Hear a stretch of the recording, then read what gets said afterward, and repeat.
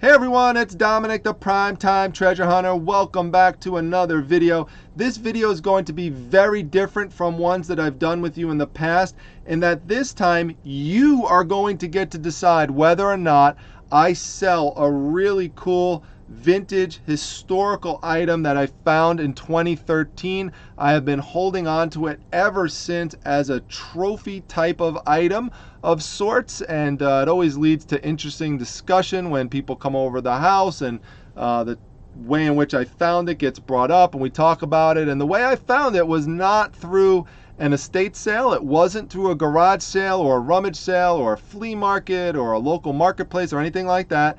I found it through metal detecting, and metal detecting is one of my side hobbies that I'm also very passionate about.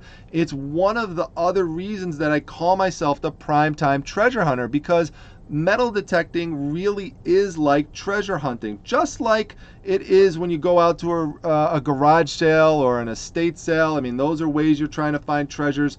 It's really very similar. And for those of you who've never metal detected before, I figured that this might be something of interest to you. If you have picked up a metal detector before as well, then you probably have some kind of interest in it. So I figured, in a way to kind of keep the content fresh on the channel and bring up some different areas that people might be interested in, this would be something kind of good to at least take a stab at and venture into a bit. Now, once this video is all complete and you get a chance to digest it, and you could let me know, you tell me, hey, listen, that was kind of interesting, or maybe you think it was boring, just stick with the eBay stuff and the haul videos, all right? And if that's what you want, for the most part, if that's what most people want, just let me know that too. And I won't do any other videos like this. But if this is something you think is interesting and you want to know more about it, I'm more than happy to do additional videos on the topic. I could show you some other things that I found. I could give you a little primer about metal detecting. I can also take you out on a treasure hunt one day, just like I go out and do haul videos. Those are pretty popular on this channel. I could go out and do a metal detecting one day and see if we could find anything to resell like I found with this item. So again, you just let me know, and we're going to get into what the piece is soon and where I found it. I want to just give you a very brief primer, though, about metal detecting, because I know there'll be a bunch of questions about it just based on my regular discussions with people about this topic. And this is the first time I'm doing a metal detecting video. I've mentioned briefly that I in some interviews and other videos that this is a hobby of mine, but I've never really done one about this. So I figure it's about time to show it to you. So very basic thing here in terms of the type of metal detector I use, because people ask me this, is a Garrett AT Pro. This costs several $100s. It's not something I would suggest picking up if you've never metal detected before. There are some very basic intro ones you could get at places like Hobby Lobby, and you get the same ones on Amazon. But Hobby Lobby is a good place to get it because you could use your 40% off coupon and get a nice reduction in price on it. I'm not going to go into these things in detail in terms of specs. We could save that for another video if anyone's interested. Another thing you're going to need is a digging tool. In the metal detecting community, we call it a lesh. You want a really strong digging tool so it doesn't snap off. You could use a garden digging tool, but it's going to break off and bend eventually and snap off, trust me. So you want a stronger one because your finds are not always going to be right on the surface. Once in a while they will, but a lot of times you're going to have to dig for it. The majority of times you'll have to dig. You don't need a big giant shovel usually just a small handheld one. And the third thing you will need is a pointer. This is called the Garrett Pro Pointer. It's the one most people use. This orange one is called the Garrett Carrot, obviously because of its color. It's kind of jokingly referred to that way. It's waterproof down to, I believe, about 10 feet or so, and that's one of the reasons it's popular. It's also very sensitive. The reason that it is used and why it's used is that when you dig a hole and you're looking for something, the metal object is not always going to be obvious. It's often going to blend in with the dirt, and so what you do is you stick this down into the ground and you press it against the soil, and then it starts dinging when it's near the object, and so that tells you what area you need to continue digging in and what direction so you could extract the object. If you watch The Curse of Oak Island, which is one of my favorite shows, if not my favorite show on TV right now. I just watched the latest episode tonight with my son.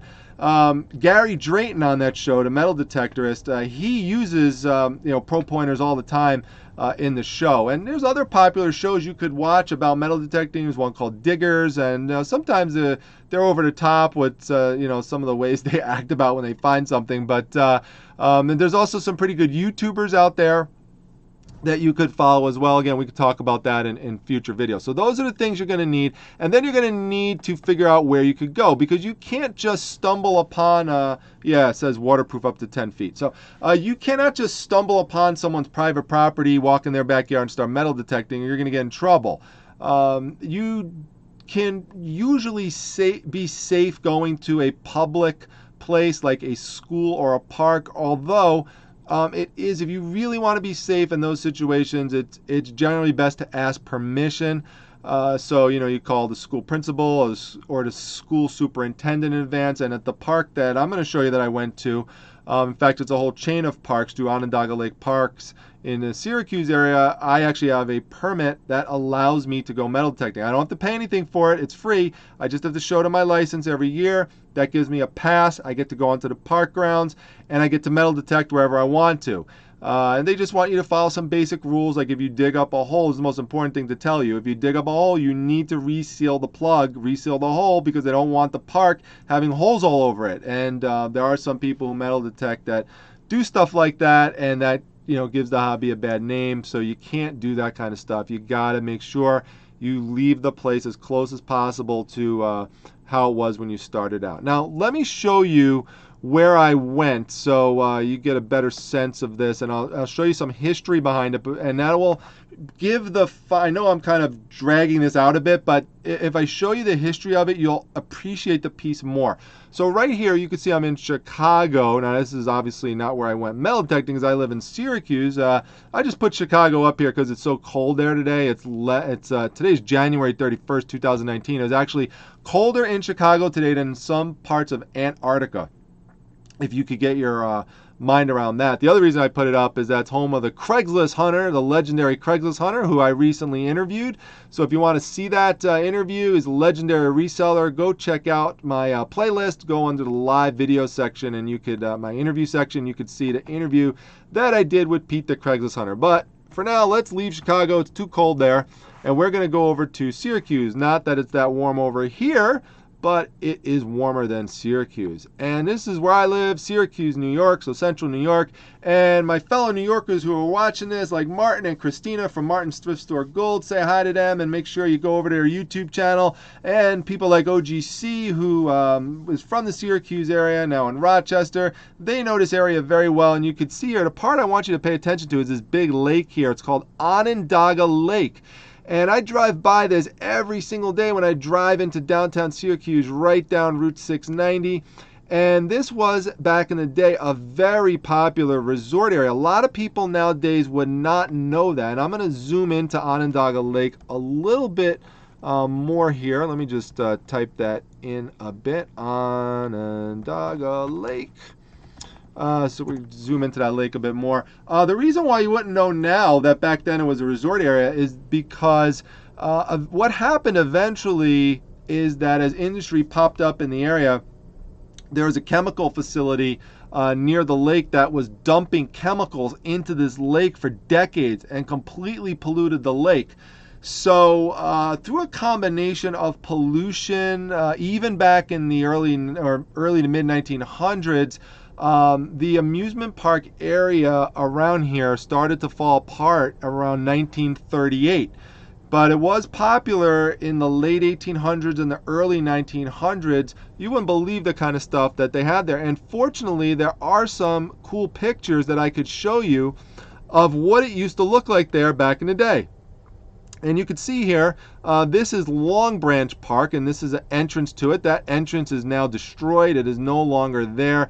In fact, the park looks extremely boring right now. I mean, so boring that I mean, it's a nice park, but it's just nothing there. And once in a while they have events that they run there, but on an average day, there's just nothing there. It's just grass and a couple structures, but none of the old structures. So you would never know that the types of things I'm going to show you in these pictures exist. Now, in terms of where Long Branch Park is, because that's the park that I went metal detecting at, I'm going to show you where that is in reference to everything else here. So we're going to bring up Long Branch Park right here, and you'll see it's right there, right on the edge of the lake there. So right over here. So we'll zoom into it a little bit more, and I'll try to show you the exact area where I found the piece, and I'm going to show you overlaying that area an old picture that tells me exactly where I believe the item that I found came from. So sorry, just dragging out this a little bit more for you to hopefully make it a little more exciting. So I'm going to scroll down here a bit and just show you a couple old pictures, because, you know, this gives you a sense, like, this is what the park looks like now in the entrance. Boring. And this is what it looked like back in the old days. And that is such a cool entrance. I love tunnels and that sort of stuff, like walking tunnels, driving through tunnels. I love tunnels. So I wish I was there now, and it's not. And just kind of when I see pictures like this, you know, these are the kinds of things that I just love. I love looking back at this history. And I love just thinking what it must have been like back then. I mean, don't get me wrong, there's lots of great things about, you know, modern life, but in some way, in many ways, things are easier now than they were back then, obviously. But there's some things about back in the old day that were, you know, cooler than they are now. Like this park back in the old days was cooler than it is now, for sure. I mean, hands down. I'm going to show you some other pictures that give you senses. Now, we're going to go back to this picture right here later. This is a very, very important picture related to my find, but we're gonna head back to that later. I just want to show you a few other neat pictures before we get into the park area. There's a couple kids playing.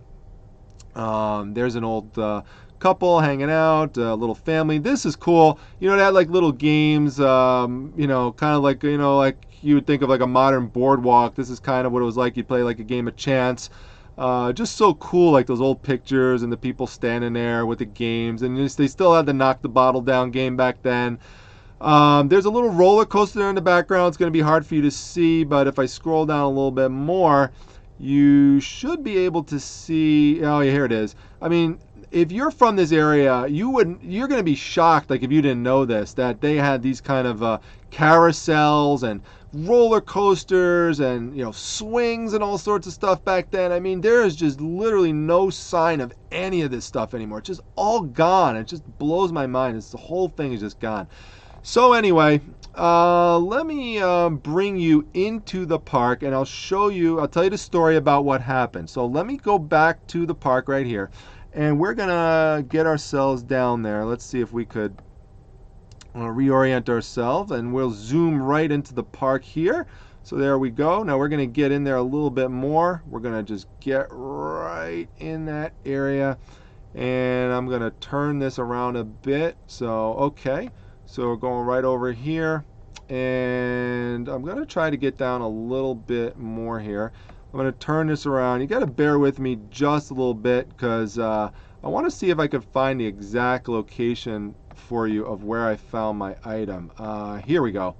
Yep. All right. So let me just turn this around just a bit. I'll probably just keep it right here. Okay. So what happened was I took the day off from work, and I decided to go metal detecting. Now I start off usually like 9 o'clock in the morning or so. I take a few breaks here and there. And what happened was, you know, it's like anything else. It's like going to an estate sale or garage sale or going fishing. You know, some days you have good days, some days you have bad days. And this particular day was a bad day. I couldn't find anything good. Everything I found that looked like it was a target or was a hit, when I pull it up, it was like a pull tab from a soda can, you know, or just some cheap piece of scrap metal that wasn't anything good. You know, if I found some coins, you know, maybe I found a couple pennies or things like that. And don't get me wrong, I like finding coins, you know, quarters and stuff like that, or sometimes I'll find a foreign coin and that's neat. But there's nothing like finding an old historical piece. So the day goes on, and 3 o'clock comes around. The kids are coming home from school because it's a weekday, and Mrs. Primetime calls me, and she says, "Hey, you coming home anytime soon?" You know, to what time are you coming home call. So I got that, And I said, you know, I hate coming home right now because I'm going to really feel like I wasted my day. And because I haven't found anything. I like to at least find something, come home with some kind of cool find. So I'm like, just give me a little bit more.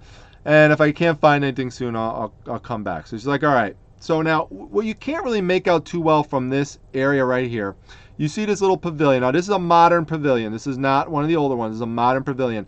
This is a sloping hill.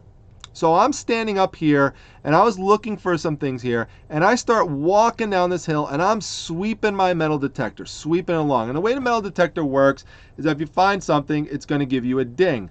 And the louder the ding, either the closer the object is to you or the bigger the object is to you. And I'm going down, and right around here, I get a massive hit on my detector, the likes of which I had not heard before. And I was like, whoa, this has got to be something really neat. It was just crazy. So I start digging, and it took me a while because the item was pretty deep in the ground. And eventually, what I started to see was like a circular, almost like an eye that was looking out at me. And I kept digging and digging, and the hole's getting bigger and bigger and bigger as I'm trying to get this piece out. I'm trying to be careful with it because I don't want to break the piece. I don't know exactly what it is. And, you know, over time, a couple of the staff workers are coming over because they're interested. You know, they're used to me at the park, and they're kind of curious about what it is that I find. And make a long story short, I eventually extract the piece. And once I dust it off and clean it up and everything like this, I'll show you what I found, which is this. And what this is a vintage lighting. It's basically a lighting fixture. It's a vintage lighting fixture. And this came from the park. Let's go back to that picture I was showing you earlier. This one right here. This is right by that area, I believe. This is by the area. Now, I can't say 100%, but I believe this is the spot. But if not, there was a building that looked like this back in the day that was right over that area, right over that hill area that I was showing you, where people would get together for festivities. There were dance halls there. There were billiard halls there.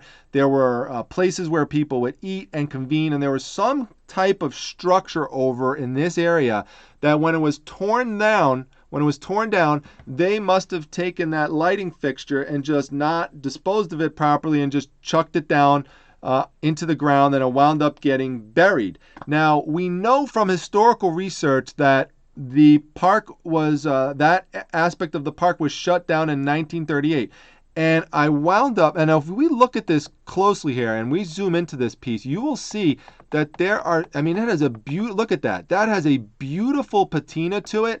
And it still has, you could see here, it still has some of the original hand painting on it. This is an absolutely gorgeous piece. So what I do when I find pieces like this is I try to get them appraised. I try not to spend money on the appraisal.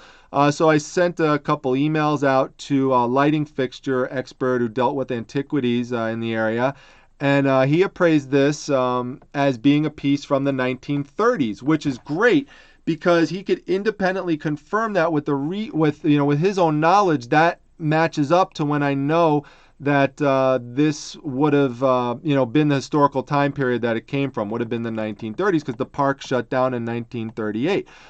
In terms of what the back of it looks like, I do have another picture of the back here, which will be right here. So this is what the back looks like. So really nice piece. So, I think back to this item, and I say, wow, this piece was in the ground for over, sorry, that's something else. This piece was in the ground for over 70 years. That's just amazing. I'm like the first person to lay eyes on this and extract it, and think back at this thing hanging on the ceiling, and how many people must have kids and adults must have looked up at that piece at some point. Maybe they weren't concentrating on it, but they saw it. How many meals, how many billiard games was this a piece of in terms of history. And it's a relic. I mean, it goes back to that historical time, and now I have it in my possession. In fact, I actually have it right here. So this is the piece. It's right here, and it's a heavy piece. I mean, it's nice. These pieces, from what I was able to find out, they're mostly made of zinc and some other combination of pot metal. There may be some copper involved in it. I'm not sure. I mean, I'm not sure if that's why it has some of this, green on it. So I'm not sure, but it's definitely a nice, sturdy, heavy metal. And I'll just bring it a little bit closer to the camera if you want to see a little bit more. I mean, it's just a really, really cool piece. Love it. So I've been hanging it in my garage ever since. And I did a little bit of research on it in terms of comps, and there's that exact one does not show up in the comps. But if you look at a piece like this, now this says pair available because there used to be, this person used to have 5, but now they only have 1. And they're selling, now this is much fancier than the one I have. You could see there's more lights involved in this one, and this one was restored. But this one here, see, there were 5 available, 4 sold. These things sell fast, I could tell you that much. The market for this type of stuff right now is super hot. There's some similarities to it with the flower content there and some of the red coloring. But this one sold for $550. Now, I don't think the one I have is worth $550. I can't find one that's too similar to it. When I look at current ones that are for sale, the closest thing that I could find is this one here. This one is not quite as fancy as the one that I have because this one only has 2 openings, and you could see there it's being sold. Someone's trying to sell it for $65 with $15 economy shipping, so a total of $80. It has 3 watchers on it right now, so I think that this one, just in and of itself, without the history, I'm gonna make a guesstimate that this should, I would think, would sell for about $100. Now, I think that if you could tell a story behind the item like I can with this piece, being that I'm the original person that found it, I know exactly where it was extracted from, I could link it to some of those. I could even put some of those old pictures in the eBay listing and show people where I found it, that sort of stuff. That history adds value to the piece. So I'm not sure. Maybe I started off high. Maybe I started at 200 or something like that, and see what kind of buzz I'm getting in that first 24 hours. And if I'm getting a lot of buzz on it, a lot of questions, offers, things like that, I could even put it up for auction. I don't know. I'm not sure what's going to happen. It's one of those weird pieces that it's hard to exactly put a value on it right now. But that's what I found. That's what I wanted to share with you. And so you could let me know whether or not you think I should sell it in one of 3 ways. You could, or a combination. You could leave a comment down below in the description. I shouldn't say description section, in the comment section. So just leave a comment. And you can say whatever you want, ask any kind of questions, but just let me know, should I sell it or should I keep it? Let me know. And I'm fine either way. So don't feel guilty if you tell me to sell it and I sell it. I'm telling you right now, I'm fine either way. I'm fine keeping it. I'm fine selling it. I just thought this would be a fun activity for all of you. Now, you can also, I'm going to try for the first time to put a poll up as well. Now, I don't know how this is going to work, but I'm going to try to put a poll up on the YouTube channel for the first time. And you could also put your vote in on the YouTube channel. Now, some of you are members of my Facebook group, the Facebook Reselling Resource Center. There's some people in the Facebook group that are not subscribers to the YouTube channel. So if you want, you could also, you could, because I don't want you to vote in the Facebook group and in the YouTube channel. If you're going to put a formal vote where you're going to click something, just vote in one of those 2 places. But you can comment down below with your vote, and then let me know if you also put a vote into the actual tabulation that I'm doing on Facebook and on YouTube. So if you comment down below, just again, let me know if you did or if you did not formally vote in the poll that I put up. So there's going to be a poll in 2 places, the YouTube channel and the Facebook group. And then what I'm going to do, I'm going to let this go for, I think, probably about 24 hours. I'll check out the activity on it, and probably after about 24 hours, I will, I'll add everything up, and I'll see whether or not it's pretty clear that I should sell it or whether or not I should keep it. If it looks like it's pretty close in terms of it being divided, I might let the the tabulations run out a little bit longer, let the voting go a little bit longer, and then make a decision once it becomes a little bit more clear. So hopefully it's a fun activity for you. Let me know if you thought this was interesting, if you'd like to see more videos like this. I know it was a bit long, but hopefully it was a bit fun going into the history, talking about a new topic. If you stuck with me this long, thank you very much. Make sure you hit that like button, subscribe to the channel, especially if you're new. Make sure you join the, I have a little giveaway contest right now. Well, it's not really a contest, but it's a giveaway for, what am I giving away? I'm giving away a 3-inch tape gun and 6 rolls of 3-inch packing tape from Tape King. And so the rules for that are on my Instagram account at prime_time_treasure. And the rules for it are also posted in my Facebook group, the Facebook Reselling Resource Center. Links to all these things are in my description section.